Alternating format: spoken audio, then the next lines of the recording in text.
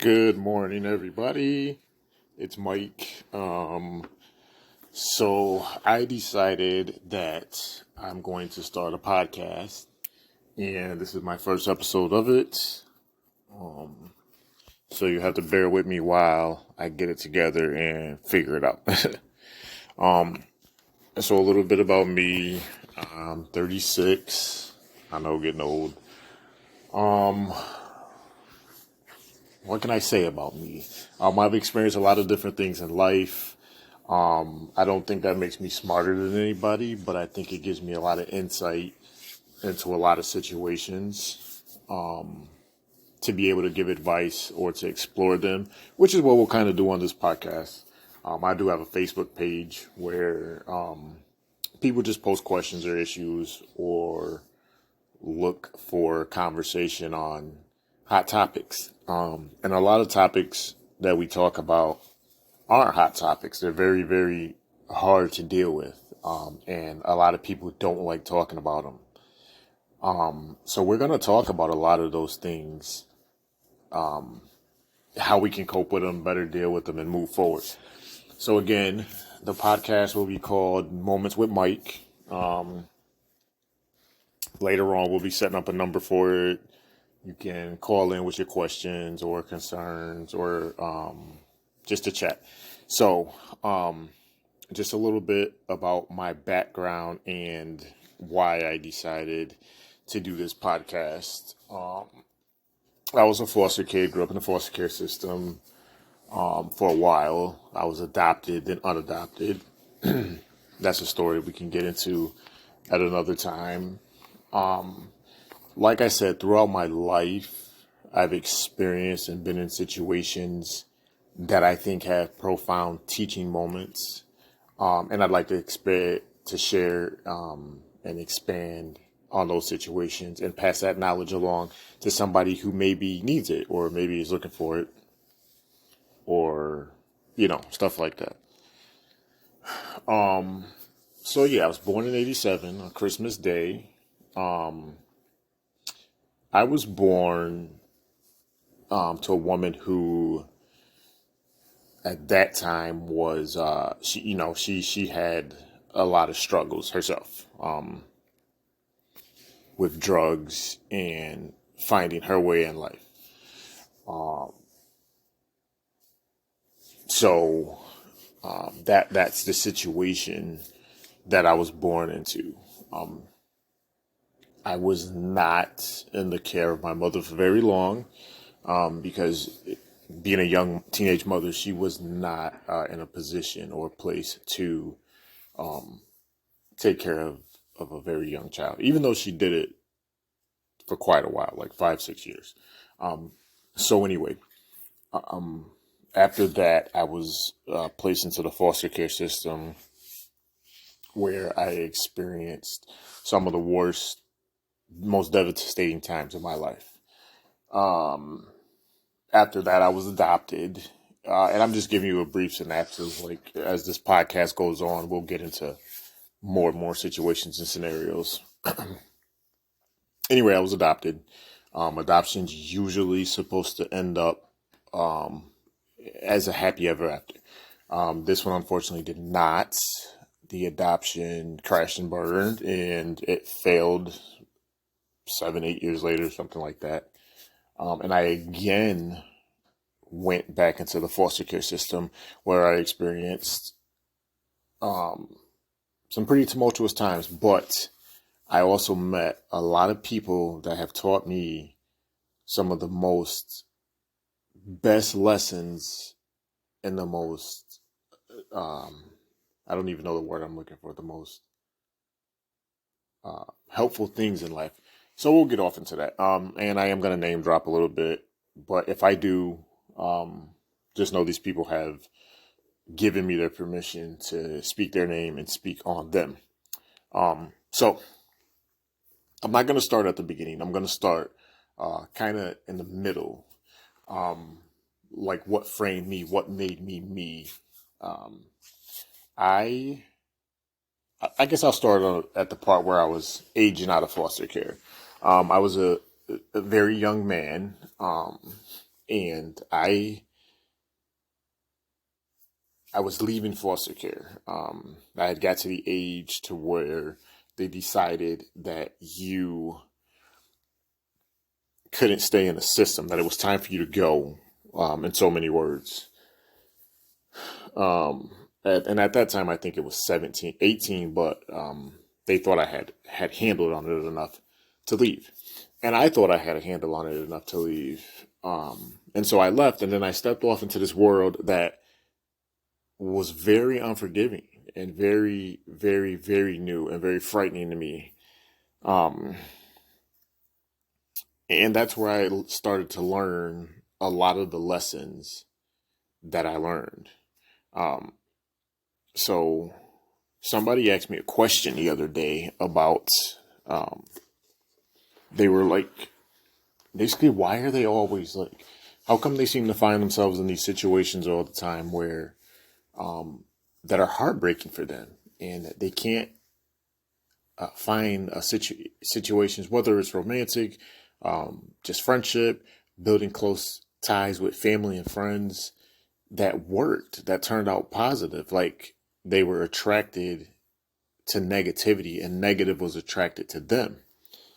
But that's not the case. And we had to sit down and have a conversation about this, because people tend to go to and to draw to what they're used to, um, or what they know.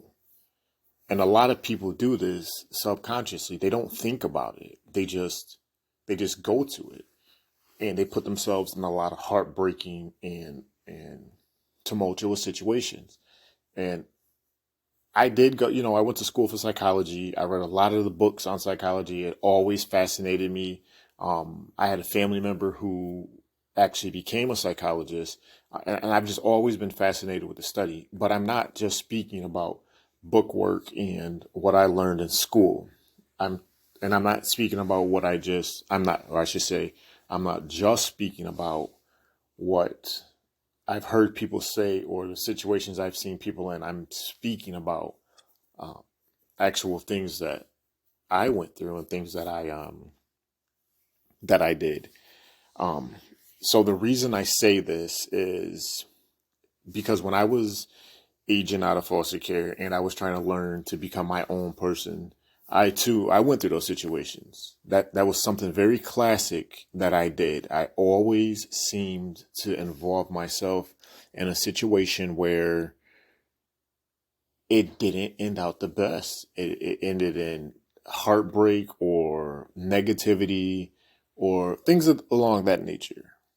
And it took me a very long time to realize that, oh, I'm not just attracted to negative, and negative people aren't just attracted to me. It's based off of everything you've gone through and how you set yourself up until that point. And somebody said, well, Mike, you hadn't gone through anything. You're a 17-year-old, 18-year-old kid. Like what, even if you're in foster care or whatever, how could you have gone through anything? Like you haven't experienced life enough to be able to say that. And that was true to an extent, but no matter what age you are, you're going off of learned behavior. And so, like I said, I came from a family.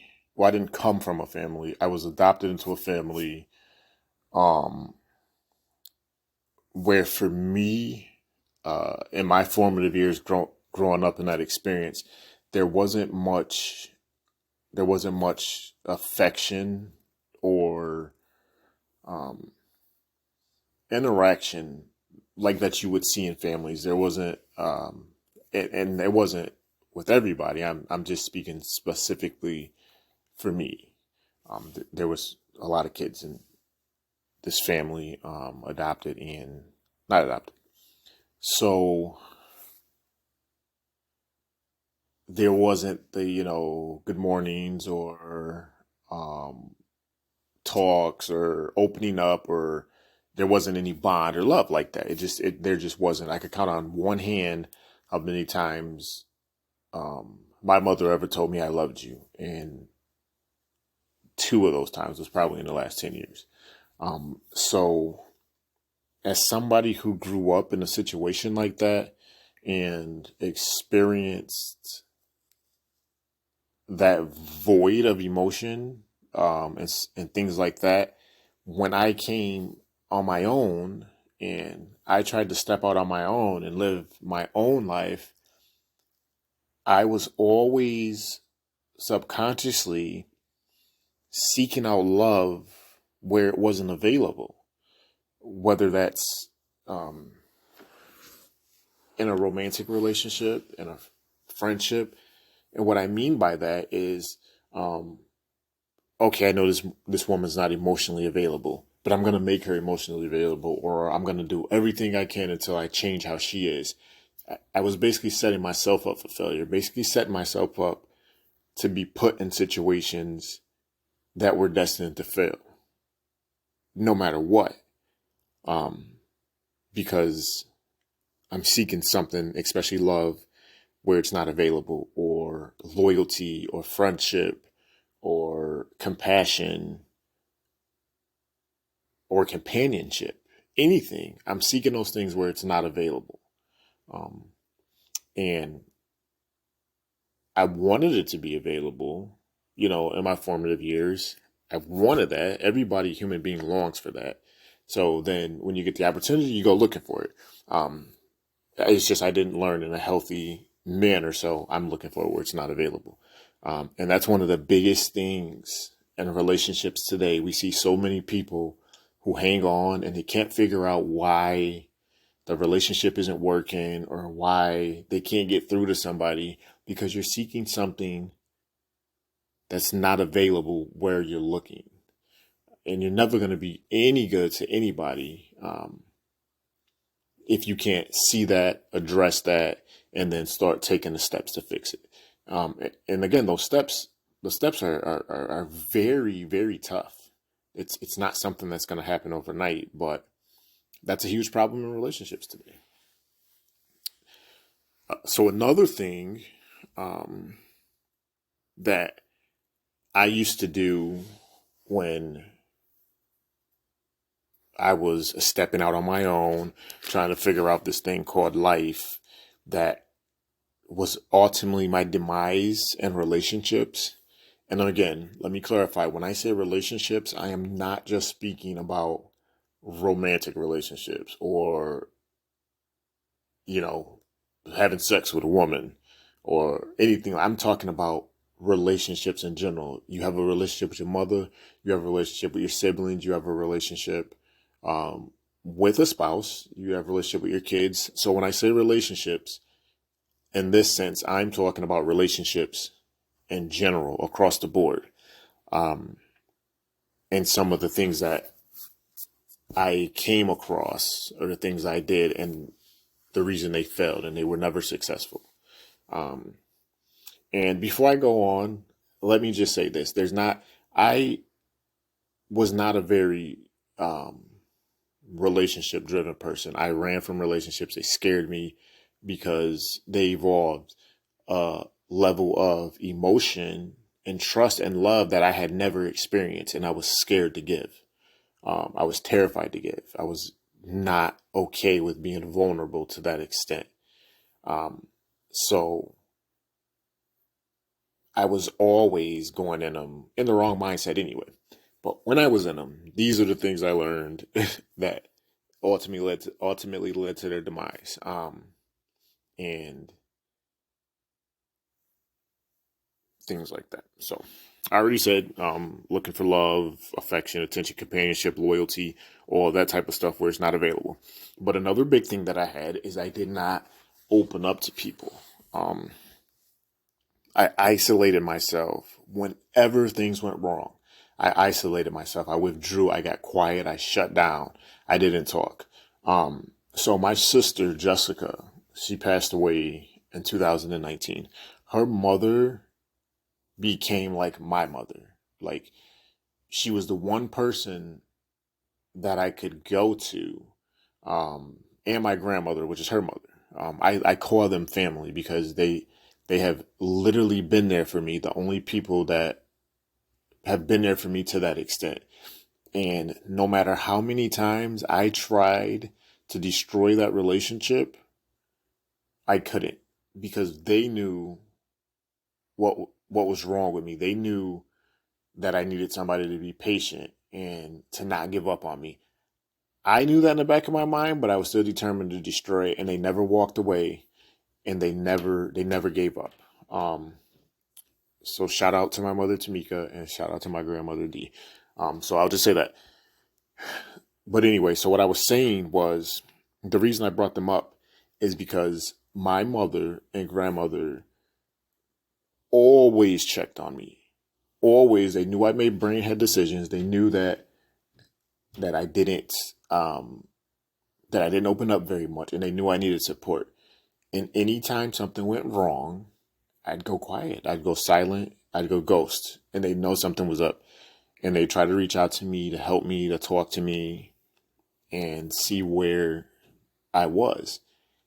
And I resisted it as hard as I could, because all I knew was to isolate myself, to keep my problems to myself, to not talk about them to anybody, and to just put my head down, figure out a solution, and get through it. Which, I'm not saying there's anything wrong with that. That's what we need to do. We need to put our heads down, figure out a solution, and handle our problems. But when you isolate yourself and cut people off, even if you're not a talkative person or you don't want to go into great detail about what's going on, people need people. Um,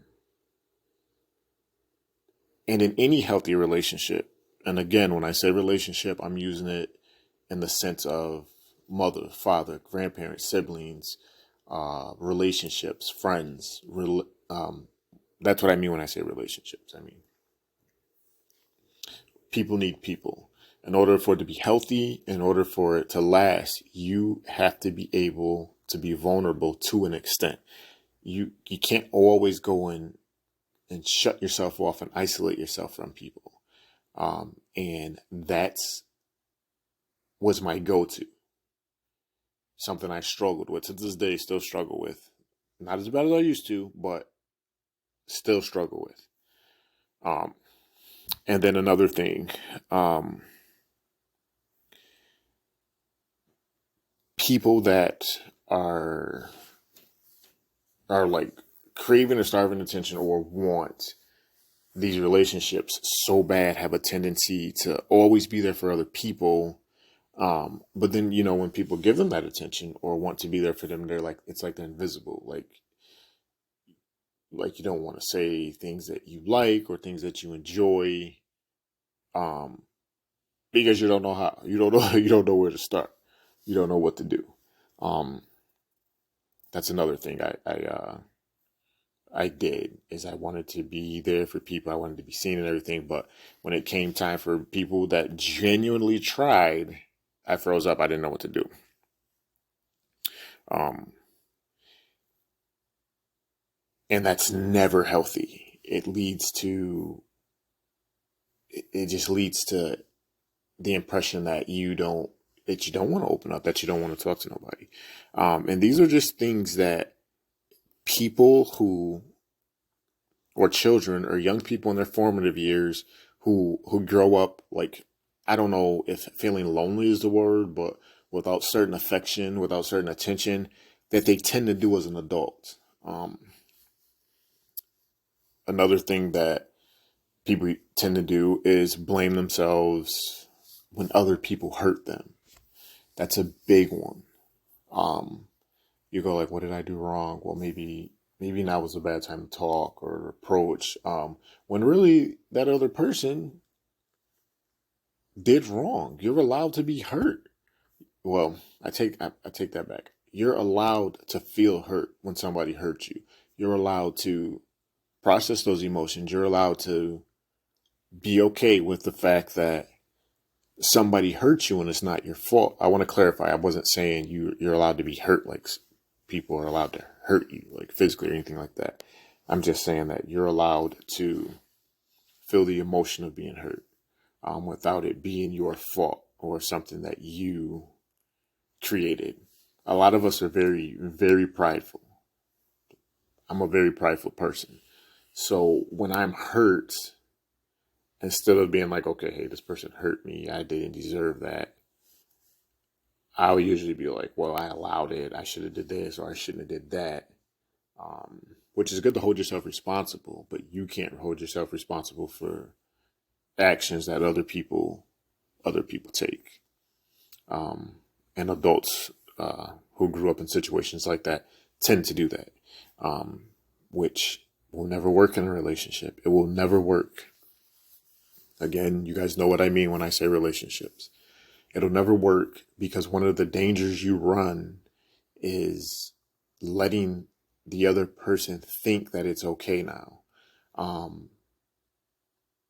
that it is your fault. And a lot of times, the other person, even if they're not a narcissist, even if they're not a piece of shit, even if they're not a bad person, you're subconsciously teaching them that it's okay and they're not going to be held responsible for it. So moving forward and going down the road, you're more likely to be in these situations where you're getting hurt, or the likelihood or the risk of you getting hurt is extremely high because you're inadvertently teaching people that it's okay to hurt you.